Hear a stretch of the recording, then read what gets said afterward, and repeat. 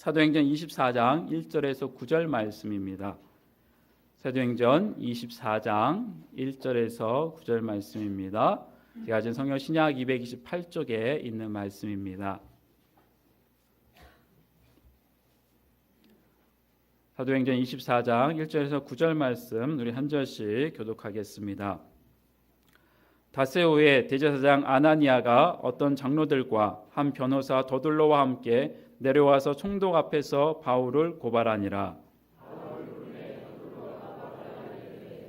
벨릭스 각하여, 우리가 당신을 힘입어 태평을 누리고 또 이 민족이 당신의 선견으로 말미암아 여러 가지로 개선된 것을 우리가 어느 모양으로나 어느 곳에서나 크게 감사하나이다.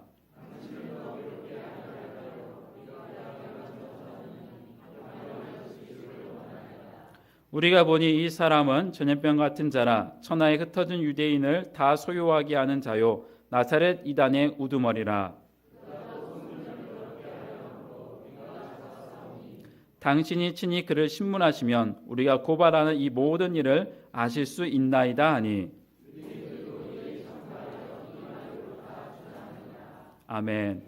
이 시간 담임 목사님 나오셔서 예수를 전염시키는 사람이라는 제목으로 말씀 전해 주실 때 은혜 많이 받으시기 바랍니다.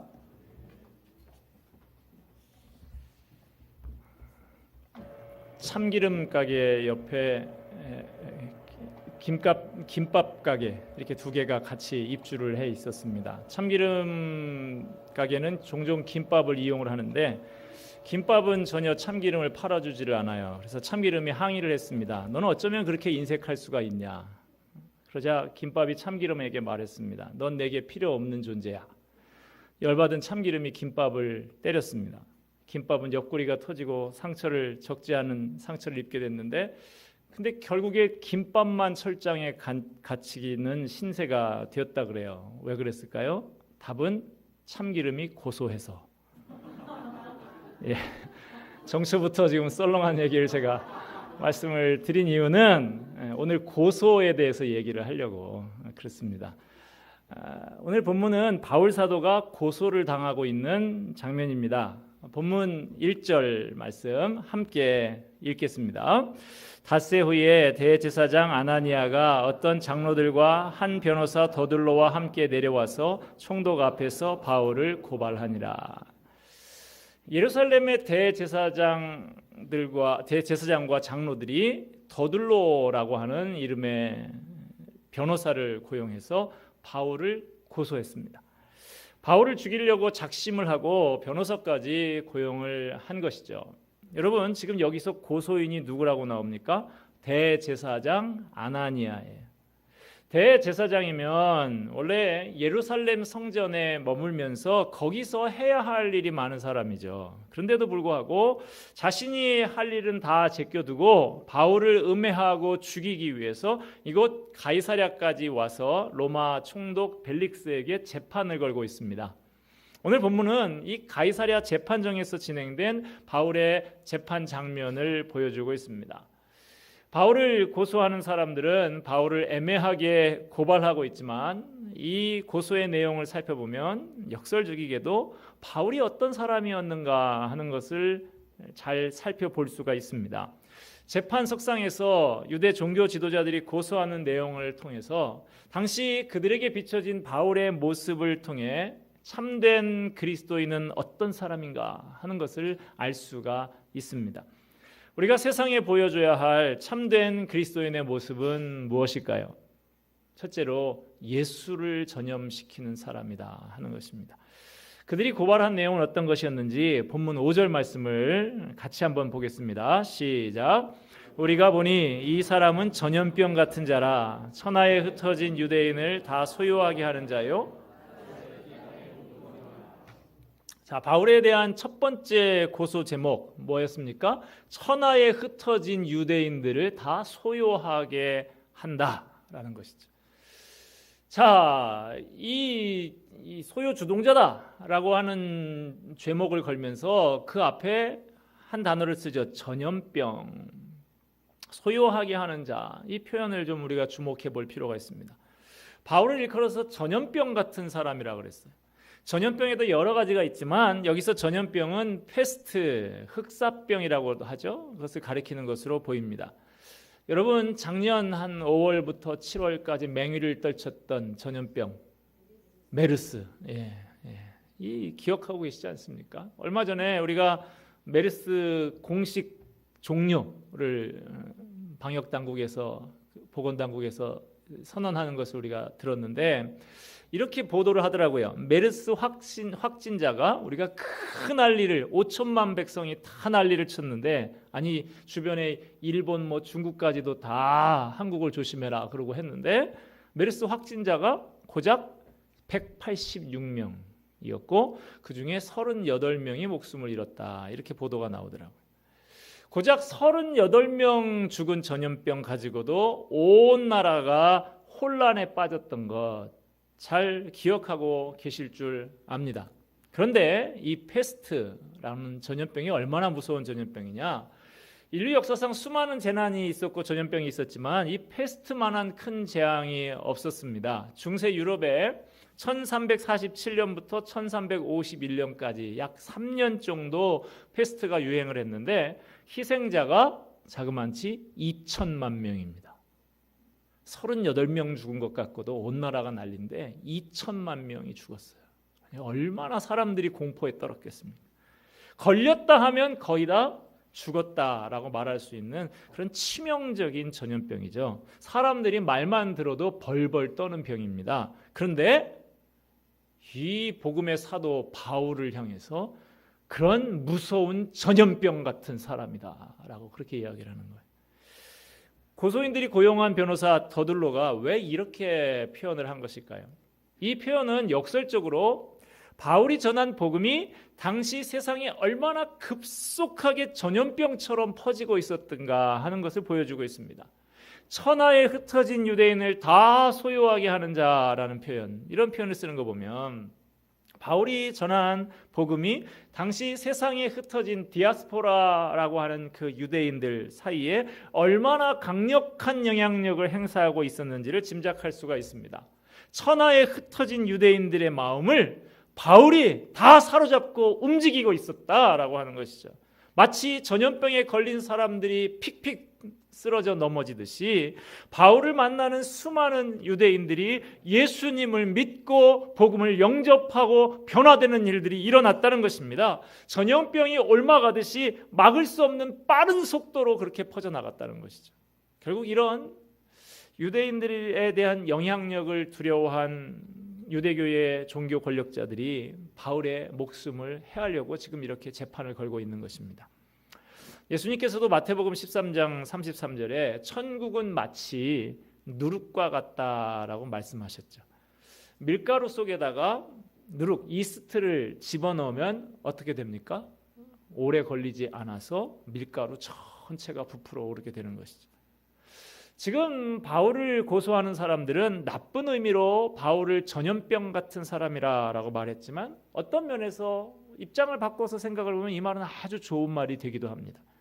바울이 전한 복음의 진리가 유대인 사회에 큰 충격과 도전을 주고 놀라운 변화를 일으켰다라는 것을 입증해 주는 것이죠. 병균이 들어가면 병에 걸리듯이 복음을 제대로 받으면 변하게 됩니다. 예수님을 제대로 믿게 되면 반드시 변합니다. 생각이 변합니다. 세상을 보는 눈이, 가치관이 달라지고 취미도 바뀝니다. 표정도 바뀌고 취미 또 사용하는 언어, 인간관계 다 달라지게 됩니다. 뿐만 아니라 그 변화가 나 혼자만의 것으로 끝나는 것이 아니라 전파된다, 전염된다 하는 것이죠. 옛말에 소금 먹은 녀석 물 안 먹겠나라는 말이 있습니다. 진리의 복음을 받아들이고 변해단 사람이라고 하면 가만히 있을 수가 없다는 것이죠. 예수 믿는 사람의 본질은 이렇습니다. 그 사람과 함께 있으면 그 주변에 전염이 일어난다, 영향력이 행사된다 하는 것입니다. 예수님께서도 우리에 대해서 말씀하시기를 너희는 세상의 소금이라고 하지 않으셨습니까? 소금이 들어가면 주변을 변화시킵니다. 썩지 않게 만들고 맛이 나게 만드는 것이죠. 오늘 본문 말씀이 보여주는 그리스도인의 정체성, 참된 그리스도인은 어떤 사람인가? 뭡니까? 복음의 거룩한 영향력으로 세상을 뒤흔드는 사람들이라 하는 것이죠. 그런데 이 말씀을 생각하면서 우리의 모습을 한번 돌아보십시다. 오늘날 우리의 모습은 어떻습니까? 지난 한 해 동안 우리를 만나서 나도 당신처럼 변화받고 싶어요 하는 사람이 한 명이라도 있으셨습니까? 오늘날 우리들이 세상에 영향을 끼치지 못하고 변화의 능력을 나타내지 못하는 이 상황을 어떻게 설명해야 될까요? 참된 그리스도인이라면 전염력이 있어야 되는데 나에게서 전염력이 드러나지 않고 있다면 나는 참된 그리스도인인가 우리가 질문을 해봐야 하는 것이죠. 이제 우리는 다시 복음의 감격을 회복해야 됩니다. 그리고 복음을 전해야 됩니다. 전염병 같은 사람이다라는 별명이 우리에게도 주어져야 하는 것입니다. 전염병처럼 예수님의 구원의 복음을 우리 사회 구석구석에 퍼뜨려야 됩니다. 그래서 사람들이 예수님을 만나고 이 복음으로 인한 변화, 거룩한 소요가 일어나도록 만들어야 합니다. 이것이 우리의 사명입니다. 우리 교회의 사명을 한마디로 요약한 캐치프레이즈가 있는데요. 나가시면서 이제 요람을 보시면 거기에 딱 그렇게 표지에 써 있죠. 뭡니까? 만남과 변화의 공동체. 만남, 변화, 이 두 가지가 우리들의 양대 사명인데요. 만남, 누구를 만난다는 겁니까? 예수님을 만나게 한다. 변화, 어떻게 변화된다는 거예요? 예수님의 제자로 변화된다 하는 것이죠. 우리의 사명은 잃어버린 영혼들이 그리스도를 만나서 새 생명을 얻게 하고 그들을 그리스도의 제자로 변화되게 해서 세상 속에 하나님의 나라를 세워나가는 것입니다. 이런 사명을 이루며 살았던 모델과 같은 사람이 바로 오늘 본문에 나오는 바울인 것이죠. 자, 오늘 본문 5절에 보면 바울에 대한 두 번째 고소 제목이 나오고 있습니다. 나사렛 이단의 우두머리라는 거예요. 복음서에 보면 사람들이 예수님을 부를 때 꼭 덧붙여 부르는 별명이 있는데 나사렛 사람이라고, 나사렛 예수 이렇게 불렀죠. 무슨 호호 부르는 것처럼. 예수님과 그분을 따르는 제자들을 무시하기 위해서 촌동네 사람이라는 걸 강조하면서 비아냥거리는 표현이 이 나사렛 출신 이 말인 것이죠. 대표적인 말씀이 요한복음 1장 46절에 나오는데 나사렛에서 무슨 선한 것이 날 수 있느냐. 그런 촌구석에서 무슨 인물이 나오고 선한 것이 나올 리가 없다라고 하는 것이죠. 그렇다면 대제사장 아나니아의 사주를 받은 이 변호사 더들로가 바울을 나사렛 이단의 우두머리라고 고소한 것, 우리가 어떻게 해석해야 될까요? 바울이 철저하게 예수님 중심으로 예수님을 위해서 살았다라는 것을 역설적으로 말해주고 있는 것 아닙니까? 바울이 자기의 신앙을 고백하고 있는 갈라디아서 2장 20절 말씀 여러분 기억하십니까? 내가 그리스도와 함께 십자가에 못 박혔나니 그런즉 이제는 내가 사는 것이 아니요 오직 내 안에 그리스도께서 사시는 것이라. 이제 내가 육체 가운데 사는 것은 나를 사랑하사 나를 위하여 자신을 버리신 하나님의 아들을 믿는 믿음 안에서 사는 것이라. 바울이 왜 산다고요? 나를 사랑하사 나를 위하여 자기 자신을 버리신 하나님의 아들 예수님을 믿는 믿음 안에서 산다. 바울은 누가 봐도 예수님 중심으로 사는 사람, 예수님을 닮은 사람이었습니다. 사도행전 11장에서 우리가 이미 살펴본 것처럼 안디옥 교회 성도들, 불신자들 사이에서 약간은 놀리는 표현으로 뭐라고 부름을 받았습니까? 그리스도인, 우리말로 요즘에 하면 예수쟁이, 이렇게 부름을 받았어요. 무슨 의미입니까? 그들은 예수밖에 모르는 사람, 그리스도에 완전히 사로잡혀 있는 사람들, 그런 뜻이죠. 그들의 삶의 중심이 그리스도라 하는 것을 불신자들도 알아본 것입니다. 여러분, 이렇게 살고 계십니까? 우리 이제 세상 사람들도 크리스찬, 그리스도인이라고 다 그렇게 말하잖아요. 사람들이 나를 보고 말하기를 저 사람은 자기 자신을 위해서 살지 않아 예수님을 위해서 사는 사람이야, 이런 말들을 주변 사람들이 나를 보고 하고 있습니까? 우리가 일상을 살아가는 실상은 어떻습니까? 우리의 대화, 우리의 교제, 우리의 삶의 자리에서 예수님을 높이고 예수님을 자랑하고 예수님을 증거하는 삶을 살고 계십니까? 우리의 삶의 모습은 우리의 신앙의 선배 바울이 추구하던 그런 삶과는 거리가 좀 먼 삶을 살아가고 계신 것은 아닌가요? 바울은 예수님을 너무 많이 닮아서 너무 예수님을 위해서 살아서 세속적인 종교 지도자들과 무리들에게 따가운 눈총을 받았다고 하면 우리는 그 반대로 너무 예수님과는 달라서 세상으로부터 따가운 눈총을 받고 있는 것 아닙니까? 여러분, 저와 여러분은 분명히 그리스도인 맞습니까? 그렇다고 하면 새해를 시작하는 이제라도 얼마나 좋아요. 새해가 됐으니까 과거에는 내가 어떻게 했든지 이제 새 마음 가지고 새롭게 결단하면서 살아야겠다. 이제라도 새로운 마음 가지고 분발해서 매일 조금씩이라도 우리의 삶 속에서 예수님 닮은 모습, 예수님 중심으로 사는 모습이 드러날 수 있으면 좋겠습니다. 자, 본문 6절로 가보면 더둘로가 고소한 바울의 세 번째 제목이 나오고 있어요. 본문 6절을 함께 보십시다. 시작. 그가 또 성전을 더럽게 하려 함으로. 자, 제목이 뭐예요? 성전을 더럽게 했다. 바울이 이런 고소를 당한 이유가 뭘까요? 무슨 뭐 성전에다가 껌을 뱉은 것도 아니고 무슨 낙서를 한 것도 아니고. 이 비난의 내용을 이해하려고 하면 사도행전에 몇 주 전에 봤던 부분으로 다시 앞부분으로 돌아가야 됩니다. 사도행전 21장 28절에 보면 이런 내용이 나오죠. 외치되 이스라엘 사람들아 도우라. 이 사람은 각처에서 우리 백성과 율법과 이것을 비방하여 모든 사람을 가르치는 그자인데 또 헬라인을 데리고 성전에 들어가서 이 거룩한 곳을 더럽혔다 하니. 바로 이것이 성전을 더럽혔다는 제목으로 바울을 고소한 배경입니다. 바울이 유대인들만 출입할 수 있는 예루살렘 성전에 에베소 출신 이방인 드로비모를 데리고 들어갔다는 거예요. 바울이 정말 그랬습니까? 아닙니다. 그런데 왜 유대인들이 그렇게 오해를 했을까요? 사도행전 21장 29절에 나옵니다. 이는 그들이 전에 에베소 사람 드로비모가 바울과 함께 시내에 있음을 보고 바울이 그를 성전에 데리고 들어간 줄로 생각함이로라. 사건의 진상은 이렇습니다. 바울이 이 이방인 드로비모와 함께 성전이 있는 예루살렘 시내를 돌아다닌 거예요.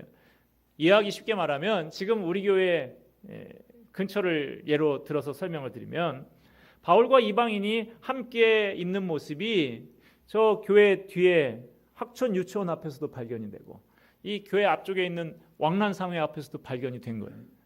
그러니까 유대인들이 학촌 유치원에서도 있었다, 왕란상회 앞에서도 있었던 걸 본 사람이 있다, 그러면 틀림없이 이 동네 사람들이 다 그렇게 하듯이 성덕교회 주차장을 통과해서 거룩한 성전을 통과해서 지나갔던 게 틀림이 없다, 이렇게 넘겨 짚은 것이죠.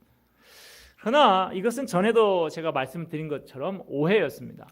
이방인들이 이방인의 뜰을 지나서 성전 안으로 들어간다든지 이들의 출입을 도와주는 것은 유대인들에게 있어서 사형에 처해진 것이 당시의 법이었어요. 바울이 유대인인데 이것을 잘 알고 있습니다. 그런데 그런 행동을 할 리가 없는 것이죠.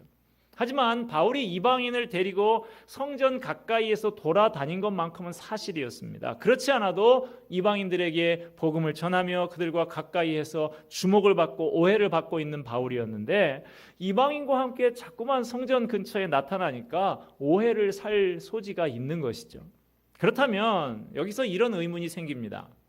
누구보다도 율법을 잘 알고 성전 법에 대해서 정통했던 사람이 바울인데 그런 바울이 왜 오해를 살 만한 일, 이방인 드로비모를 데리고 자꾸만 성전 근처에서 서성인 것일까?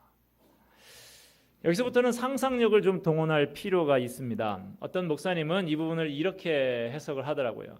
바울은 에베소에서 자신을 돕기 위해 예루살렘까지 동행한 이방인 신자 드로비모에게 가능한 예루살렘의 역사와 지리 그리고 그곳에서 일어났던 예수님과 관련된 사건들을 자세하게 현장에서 설명하고 싶었을 것이다. 이런 마음을 갖고 있었던 바울이 이방인 드로비모가 성전의 깊은 곳까지 들어갈 수는 없다 할지라도 최대한 성전이 가까이 가서 보여주고 싶었던 것이죠. 왜죠? 결국에 드로비머를 향한 바울의 애틋한 사랑 때문이었습니다. 그렇습니다. 한 영혼을 누구보다도 사랑한 바울이 그 영혼을 향한 사랑 때문에 함께 최대한 성전 가까이 간 거예요. 오해받을 수도 있다는 것을 알고 있으면서도 그렇게 한 것입니다. 그런데 그렇게 이방인과 나란히 성전 근처를 걷는 바울의 모습이 유대인들의 눈에 포착이 되면서 사건이 예기치 않은 방향으로 흘러가게 된 것이죠. 결국 바울은 어떻게 됩니까? 이 드로비모에 대한 이방인에 대한 배려 때문에 이곳 재판받고 있는 가이사랴 감옥에서 2년, 또 이감되어서 로마 감옥에서 2년 동안 험난한 세월을 보내야 했습니다. 얼마나 힘이 들었을까요? 그러나 성경 어디에 찾아봐도 바울이 이 일을 후회했다는 흔적이 나오질 않습니다. 왜죠? 예수님을 만난 이후에 바울이 사는 이유가 바로 영혼 사랑이었기 때문입니다. 한 영혼을 지극히 사랑하고 그 영혼을 위해서 모든 것을 쏟아붓는 사람, 그것이 바로 바울이었고 그것이 바로 참된 그리스도인의 모습입니다. 바울은 영혼 사랑의 대가로 겪는 고난을 후회하지 않았습니다. 시간이 지난 후에도 바울의 이 드로비모에 대한 배려가 계속되는 것을 볼 수 있습니다. 바울이 드로비모를 언급한 기사가 그의 마지막 서신, 생애의 마지막 부분에 쓴 편지로 알려진 디모데후서 4장 20절에 기록이 되어 있습니다. 에라스도는 고린도에 머물러 있고 드로비모는 병들어서 밀레도에 두었노니. 이것이 드로비모에 대한 바울 사도의 마지막 배려였습니다. 드로비모가 어떤 병인지는 알 수 없지만 병이 들었다는 것이죠. 그러니까 아름답고 기후가 좋은 항구로 알려진 밀레도에서 좀 요양을 하면서 병을 회복하라고 그렇게 배려를 한 것이죠. 여러분, 연저지인이라고 하는 고사성어를 아십니까? 빨 연자에다가 등창 저자에다가 어질인자를 씁니다. 남의 종기에서 난 고름을 직접 빨아주는 어진 마음을 일컫는 고사성어죠. 이 말의 유래가 어떻게 되느냐? 위나라 문후 시대의 오기라고 하는 장군에게서 유래된 말이라고 합니다. 어느 날 오기 장군이 전쟁터에서 종기가 나서 고생하는 한 병사를 만나게 됩니다. 그 당시에 이명래 고약이 있는 것도 아니고, 여기 앉은 청년들은 또 이명래 고약이 무슨 말인지도 모를 텐데, 이 아주 고통스러운 것이죠. 그 염증이 나면 열도 나고, 그 병사, 고통하는 병사의 종기를 입으로 빨아서 그 장군이 치료를 해준 것이죠. 얼마나 감격스럽습니까? 장군님이 말에서 내려서 한 병사의 그 종기 고름을 입으로 빨아서 치료를 해줬다. 이 소식을 전해들은 병사의 어머니가 감사하기보다는 오히려 대성통곡을 했다 그래요. 사람들이 의아하게 생각을 하니까 어머니가 말을 했습니다. 얼마 전에 장군이 내 남편의 종기를 빨아주더니 내 남편이 감격해서 전쟁에서 돌아오지 못하고 죽었어. 그런데 이번에 내 아들의 종기를 빨아주었다니 아비도 목숨을 걸고 그 오장군을 위해서 싸웠는데 아들놈이야 오죽하겠소. 오기가 최고의 장군의 반열에 오를 수 있었던 것은 전과에만 목숨을 걸었던 것이 아니라 병사들 한 사람 한 사람에게 마음을 쓰면서 그들의 마음을 얻을 수 있었기 때문에 이것이 가능했다 하는 것입니다.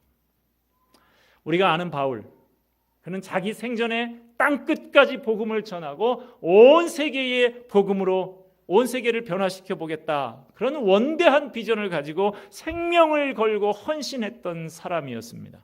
그러나 그는 그러한 원대한 비전으로만 가득 차서 주변에 있는 사람을 사랑하고 돌보는 일은 등한히 하는 사람은 아니었습니다. 세상을 변화시키기 위한 바울의 도전은 한 영혼에 대한 애틋한 사랑과 배려에서부터 시작되고 있었습니다. 말씀을 맺고자 합니다. 사랑하는 여러분, 2016년 새해가 밝았습니다.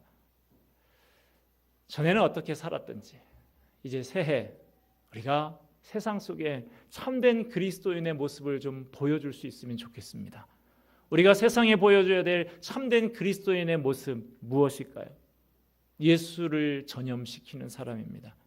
이제 우리는 다시 복음의 감격을 회복해야 됩니다. 전염병 같은 사람이라는 별명이 우리에게도 주어져야 됩니다. 예수님의 구원의 복음을 우리 삶의 현장 구석구석에 전파해야 됩니다. 그래서 사람들이 예수님을 만나고 이 복음으로 인한 변화, 이 거룩한 소요가 일어나도록 해야 됩니다. 이것이 우리의 사명입니다. 또한 예수님을 중심으로 사는 사람, 이 사람이 참 그리스도인입니다. 바울은 누가 봐도 예수님 중심으로 사는 사람, 예수님을 닮은 사람이었습니다. 저와 여러분이 참 그리스도인임이 분명하다고 하면 새해를 시작하는 지금 새로운 마음가짐을 가지고 분발해서 매일 조금씩이라도 우리 삶 속에서 예수님 닮은 모습, 예수님 중심으로 사는 모습이 드러날 수 있으면 좋겠습니다. 마지막 세 번째로는 한 영혼을 지극히 사랑하는 사람이 참 그리스도인입니다. 세상을 변화시키기 위한 바울의 도전은 한 영혼에 대한 애틋한 사랑과 배려하는 마음에서부터 시작되고 있습니다. 한 영혼을 지극히 사랑하고 그 영혼을 위해서 모든 것을 쏟아붓는 사람, 그것이 바로 참된 그리스도인의 모습입니다. 이 새해에 우리가 복음의 감격을 회복하고 예수님을 전염시키는 사람이 된다면, 그리고 우리의 삶 속에서 예수님 닮은 모습으로 예수님 중심으로 살아간다면 우리 곁에 있는 한 영혼 한 영혼을 참으로 사랑하기 시작한다면 바울이 경험했던 사도행전의 놀라운 변화의 역사가 오늘 우리의 삶의 현장에서 일어나게 될 줄로 믿고 그렇게 되기를 주님의 이름으로 축원드립니다. 기도하겠습니다.